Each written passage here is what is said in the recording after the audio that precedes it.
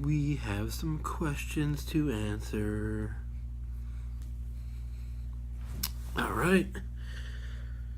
And we'll Tugama. Are you well? Friends? Peoples? It's your friend the Wren. And we have another viewer request of a question that should be answered. So, let's tie her back. Look at my hair, jeez. Look at this. Do you know what a quiggly means? It comes from a root, which means unkempt hair, meaning usually wild or curly. So, look at my hair. Look at this. It's pretty crazy. Alright. So, we had a comment on one of the last videos. And I'm going to address it. So let's tie her back and get a pipe going. There we go, it's proper. Alright. Ishka. Water. Cutting that iced tea out, guys. Sugar is bad. Sugar is bad. Let's get a pipe together. And we will talk today about some things dealing with Sinnsreachd. Now, there's two different spellings to that, by the way. I should link them to you. The standard accepted version of Sinnsreachd is usually the one that we use. It's in Scottish Gaelic. And the other one is in Naguelga, in Irish. They mean the same thing, but it depends on which spelling you'd like to use.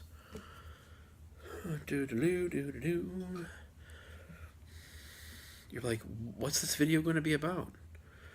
You know, he's just blathering. Oh, you probably already clicked on this and I've put it in the description. So you're like, all right, throw in, get to it. Yeah, I'll get to it. Don't you worry. It'll be good. But I need a pipe. You know that. Oh, I can hear baby Freya. She's being a bit of a bitch tonight. Huh. She's teething. My youngest, Freya Blahin, is teething. She's a little over 10 months and she's cutting her second tooth. She is crabby. All right, so what are we talking about tonight?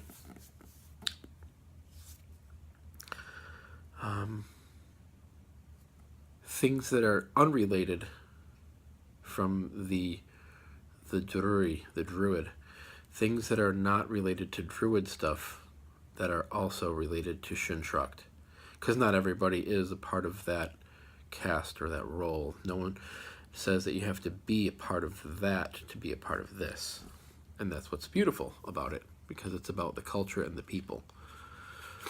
So, let me try to answer some of these questions.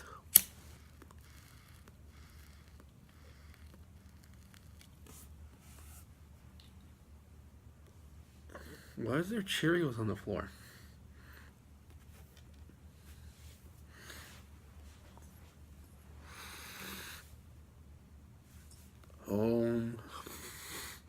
Maybe we should start chanting Om. All right. So, someone asked, and you know who you are, and I thank you for asking the question.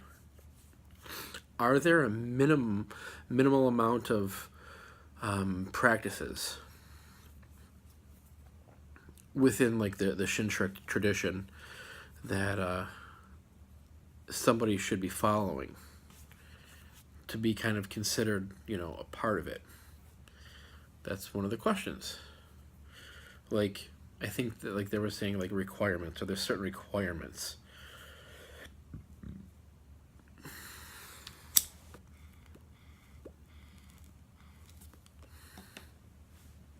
Let's get it real smoky in here.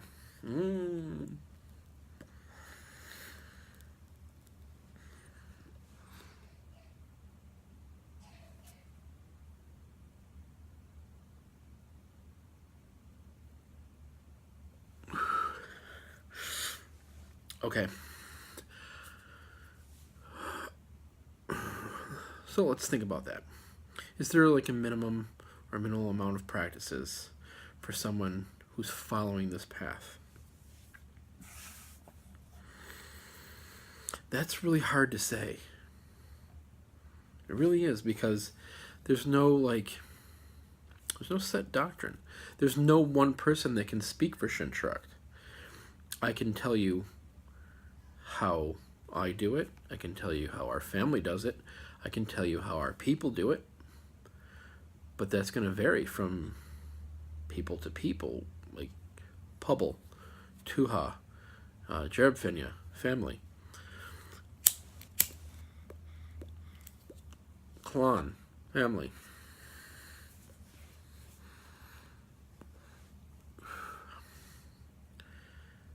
I would say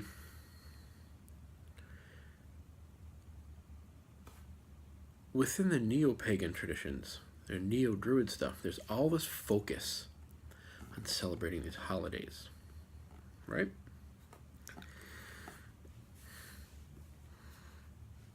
Because they're important.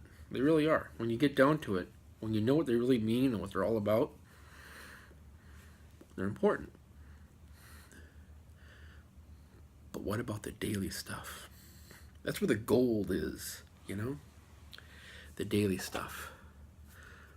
What customs and traditions can you incorporate into your daily life? You know? I can tell you, I'll share some of mine, and maybe that'll inspire you, and then I can probably link you to somebody who that shares theirs as well. You know, do you wake up in the morning and say your prayers? These might be traditional, something from the Carmina Gadelica, slightly paganized, of course, or I apologize if you hear her crying. It's just a baby crying. Or they could be spontaneous, inspired stuff from the heart. So, do you greet the sun? Do you have alone time? Do you have a special type of breakfast? Do you bless your food with your family when you have dinner? Do you do a blessing over the dead when you pass a graveyard? There's all sorts of little things, like, you know, maybe you made a loaf of bread for the week or for the next few days, and you cut the first heel off, and maybe you offer that heel, you know, to the gods and to the ancestors. So, I don't know. There's all sorts of little traditions. If a friend is coming, you know, you offer them the welcoming cup when they come to your house. You know, you offer them Céad Míle Fáilte. You give them a sip of the welcoming cup. So, maybe they travel the long distance to visit you. And before they leave, you offer a blessing upon them or the party who came, and you bless their vehicle. Maybe you travel around the vehicle clockwise, Jeshul, and you bless each tire. Maybe you pour a little bit of milk over each tire, and then you say a blessing over the car and over the party before they go home, because maybe they have to drive 8-10 hours home. There's all sorts of little customs, and that's just a couple that I mentioned right there. I'm sure there's a lot more we can get into. So is there a minimal amount of practices? No. There's no, like, guidebook saying, like, this is welcome to Sinnsreachd, and this is what, you know, you have to do. No, the culture doesn't work that way. But there should be more people like me out there willing to share customs. And I know there is a few people out there that are. Robert Barton is, well, he's got his book out there, but he's got he's running a website as well called, I think his website's called Cumhaltach na Gael, the Fellowship of the Gael, which offers a lot of stuff on there as well. So, but don't forget, if you're following Sinnsreachd, you're interested in this type of Gaelic polytheism, you should try to be on the Facebook page. Now, the Facebook page does have stuff. I'm not on it. I don't use Facebook. I used to. But the Facebook page has a whole bunch of things on there besides just the chat. You can go through some of the documents, and that'll be a little bit more informative of, like, well, Sinnsreachd, we have something that we call the Pact. Now, what is the Pact? The Pact is the Pact. The Pact is this oath or obligation that we as Gaels had while living in Ireland with the gods, that we would honor them. They would be there for us. Well, the pact was broken because we are no longer Gaels. We are no longer, we're the Gaels, but we're not the way our ancestors were. Our tradition has been broken. Much akin to, if you look at Hebrew culture, the tradition was broken, and then, was trying to rebuild, and it was broken again. The pact is rebuilding this relationship with the gods, with the sovereignty of the land, in hopes that if we follow X, Y, and Z, if we do these things the way our ancestors did, as well as leaving room for, we are in the present, and we're looking towards the future. If we do these things harmoniously, then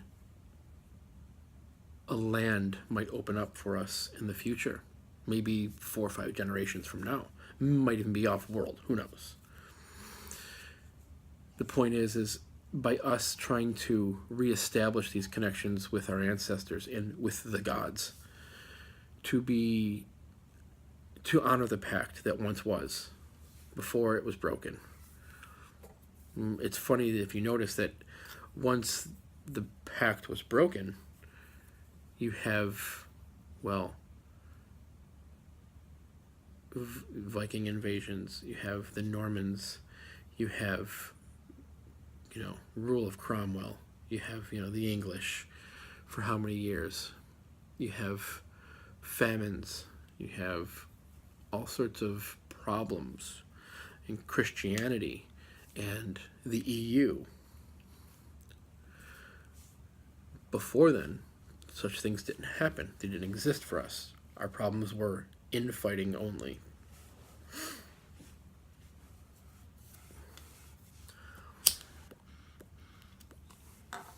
So there's no really minimum requirements.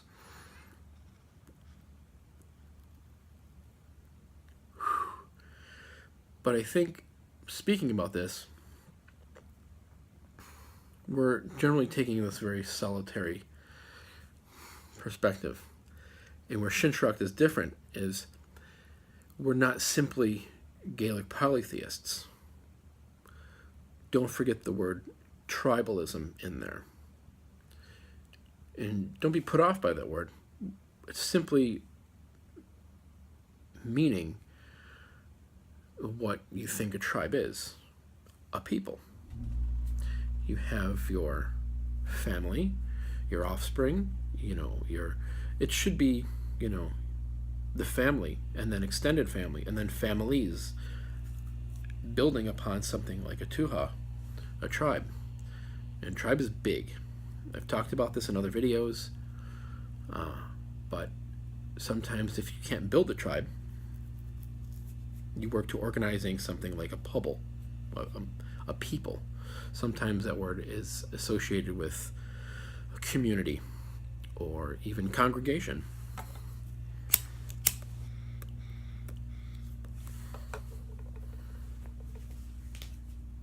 So,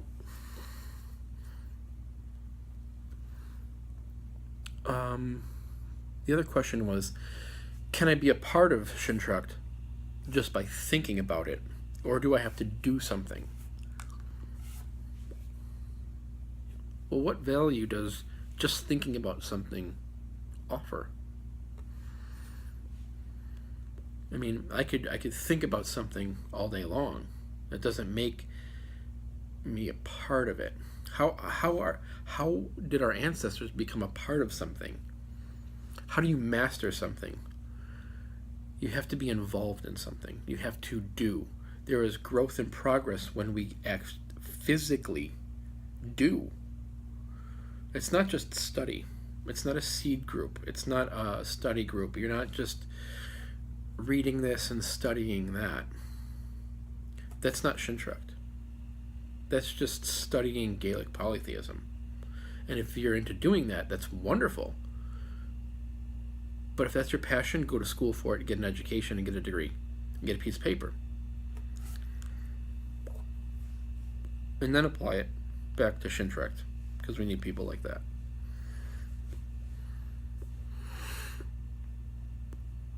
So, can you be a part of it just by thinking about it?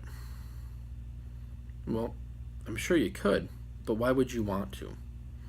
Why would you just want to think, yeah, well, I put my thoughts into this. I put some time into it by, knocking around on the keys. That's not Sinnsreachd. It's not active.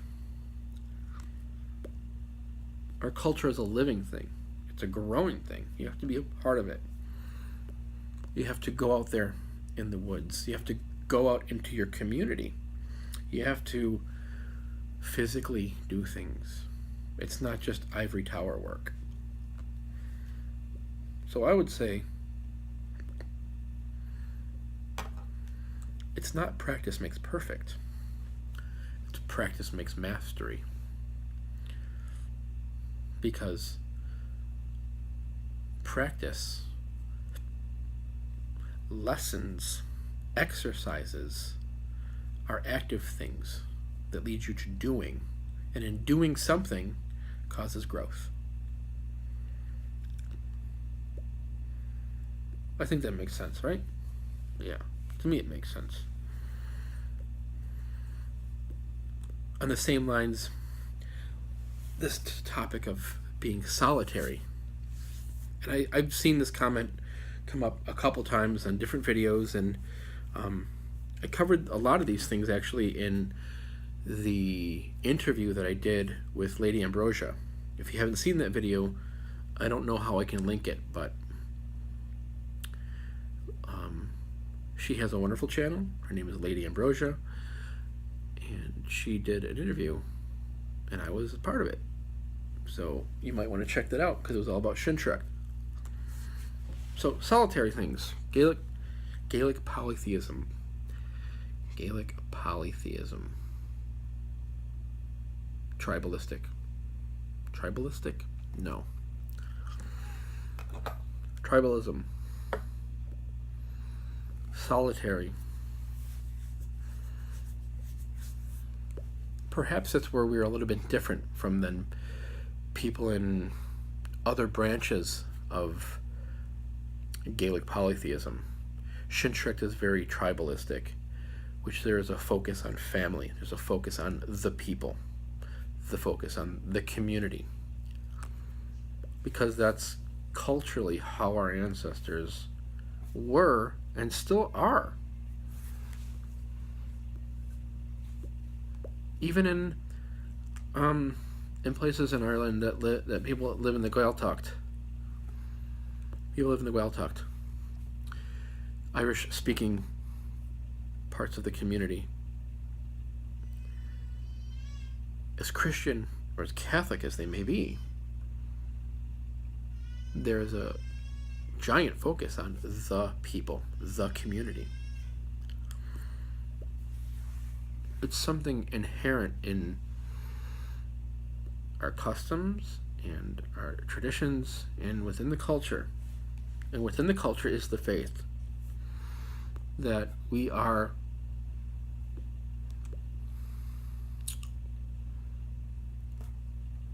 a people, we're a community, we work together. We're there for each other. Now, I understand that we live in a technological age, and a lot of people use that as a crutch.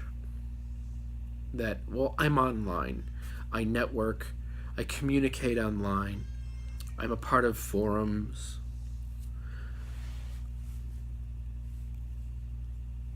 I understand if that's part of your path. There's nothing wrong with that. I mean, here I am doing a video, but you have to be active, again, physically within your community. Now, if you didn't see the video that talks about tribe and travel and distance, this is where you would pause it and go watch that video. But if you only know people online,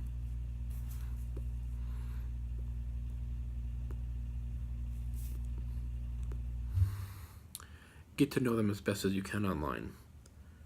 But at some point, you have to have your own community. Sinnsreachd is about the in-person type of relationships. If there's no Gaelic polytheistic group within your community, then it's going to have to be up to you to build one from the ground floor up. There's lots of different ways you can do that. From the go, I would suggest probably trying to contact Robert or going to his page, Come Hall Talk na Gael. I'm pretty sure that's what he's calling it, the Fellowship of the Gael. I'm pretty sure Robert's on Facebook. I'm not sure if he is anymore or not, but he was the one that was running the Sinnsreachd page, but maybe Rob Dick. I'm not sure if he's running it right now. Anyway, I run the Sinnsreachd at Google+. It's not that active. Not as active as my YouTube here. And I'm also on Twitter. Tweet.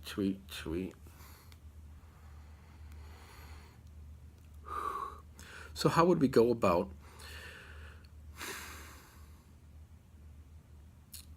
getting started, at the ground level here with building a community?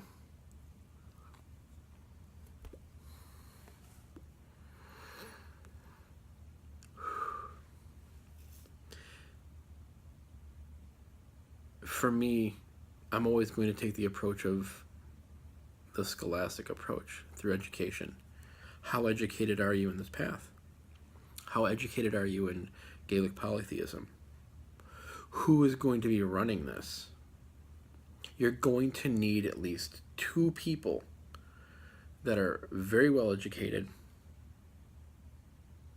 that also have this spark or leading force or drive or passion, that are people, people person.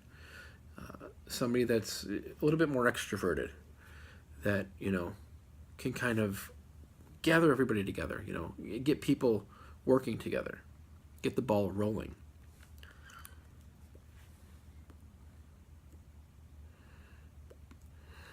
I wrote a blog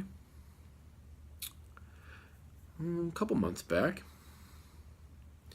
and the topic of that was pretty much along the lines of why you cannot start a Druid group. And this is where I would go with that, is you're not looking to start a Druid group. You're looking to start a cultural group. Because even starting a Gaelic polytheistic group, you're still focusing simply on the faith. Sinnsreachd is has Gaelic polytheism a part of it. But Sinnsreachd is not just Gaelic polytheism. Sinnsreachd is the culture. And the culture has the language. The culture has the customs and the traditions that help shape it. Like the daily things that I was mentioning.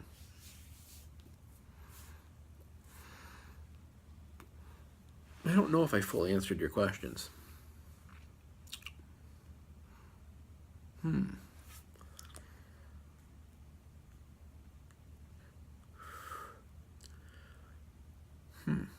I could try to link you to that blog post about why you can't start a druid group. You'll probably get a pretty good kick out of it. Pretty funny. Well, I thought it was funny. It ruffled some feathers for sure. Good. That was the intention. Intention, that's the good key word there. Nothing is done unless there's an intention. So if you're trying to start a group, what's your intention? What are you hoping to gain from that? Are you planning on just sitting around, having tea and cookies and having chit-chat? Maybe everybody's reading books and you're talking. That's fine if it starts that way, but it can't keep doing the same thing. You have to share meals together, work in the kitchen together. You have to laugh and tell jokes and have a couple drinks. You have to start doing crafts together. You have to be people friendly. You have to be child friendly. Because remember, everybody is welcome. I'm pausing there because part of me says no. Everyone's not welcome.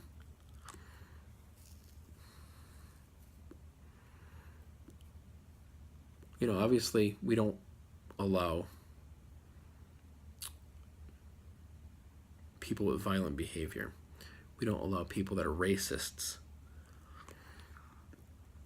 We're not going to allow certain individuals that are going to disrupt the flow of a group. So no, not everybody is welcome. Screening process? Yeah, there should be one, but that would come in time. Per individual group. It's one of those things though, like if you have a group that's already started, that's running smoothly, and you guys have developed your own way of doing things, and new people start coming, they kind of just see the dynamic of the group and they see how things are, and they either feel comfortable there or they don't. And if they don't, two things happen. They try to change it, which it's not going to work to their benefit, and they're usually asked to leave because it's causing disruption and chaos, or they just don't come back. Oh, poor baby.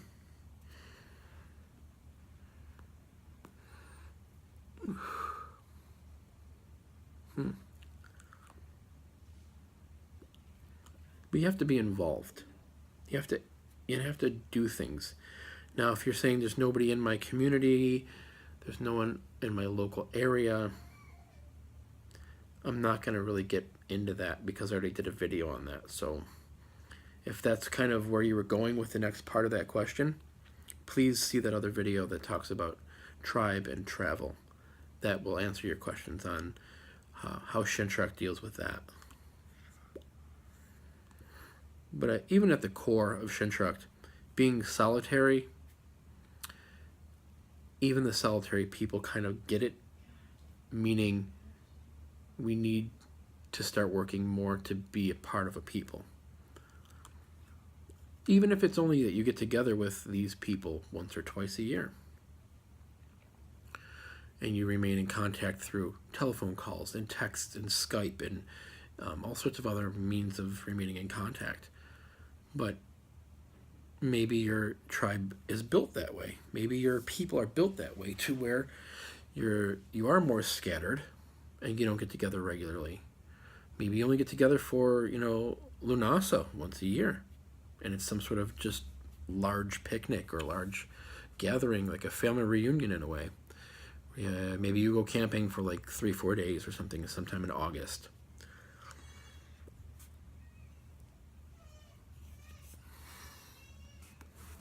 Well, I'm pretty sure I've answered the questions as best as I possibly can.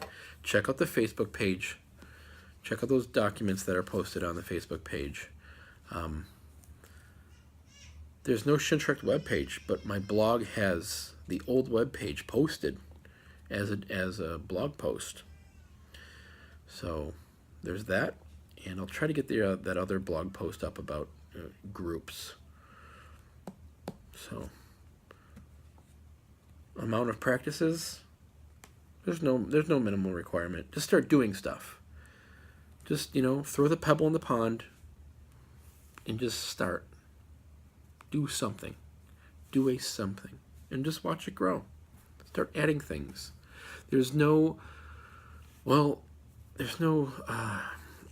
or reason why you can't take something from another culture, like, maybe this happens in Japan or Mongolia. You can't close yourself off to other cultures from the inspiration. Maybe you are inspired by that culture and you said, you know what, it would be a brilliant idea if we did something like that, but we did it like this because our stories talk about that. Okay? These ancestral traditions that are passed down to us, had to come from somewhere. And they just keep growing and being added to. So don't be afraid to allow yourself some freedom in that. Well, I'm going to go check on the baby, because I can hear her chirping in there. Be well. Be excellent to each other. Slán go fóill.